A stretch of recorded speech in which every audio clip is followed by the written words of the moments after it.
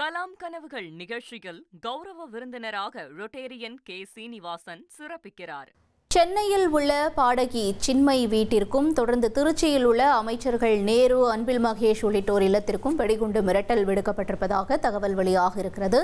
விவரங்களோடு செய்தியாளர் சாலமன் இணைந்திருக்கிறார். சாலமன், வணக்கம். இந்த மிரட்டல் சம்பவம் தொடர்பான தகவல் என்ன?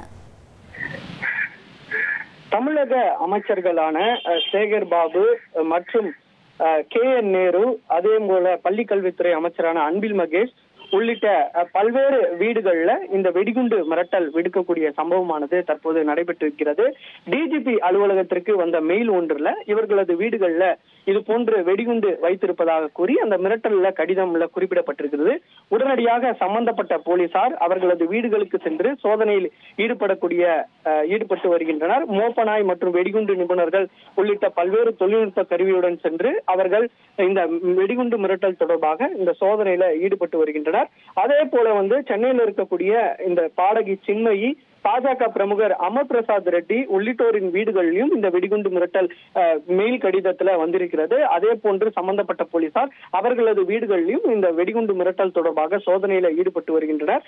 நேற்று சென்னை காவல் ஆணையர் ஒரு தகவலை ஒன்று குறிப்பிட்டிருந்தார். குறிப்பாக இந்த வெடிகுண்டு மிரட்டல் சம்பவமானது மொத்தம் 342 வெடிகுண்டு மிரட்டல் சம்பவமானது கடந்த ஏப்ரல் மாதத்திலிருந்து விடுக்கப்பட்டிருப்பதாகவும், இது தொடர்பான வழக்குகளை தாங்கள் பதிவு செய்யப்பட்டு கிட்டத்தட்ட அந்த குற்றவாளியை நெருங்கிவிட்டதாகவும் ஒரு தகவலானது தெரிவித்திருந்தார்.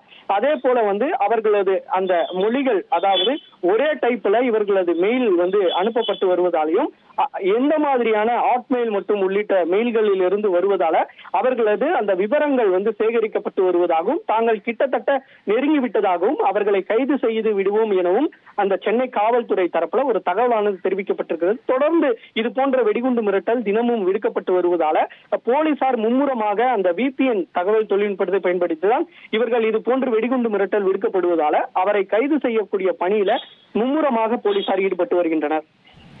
தகவல்களுக்கு நன்றி சாலமன். கலாம் கனவுகள் நிகழ்ச்சியில் கௌரவ விருந்தினராக ரொட்டேரியன் கே. சீனிவாசன் சிறப்பிக்கிறார்.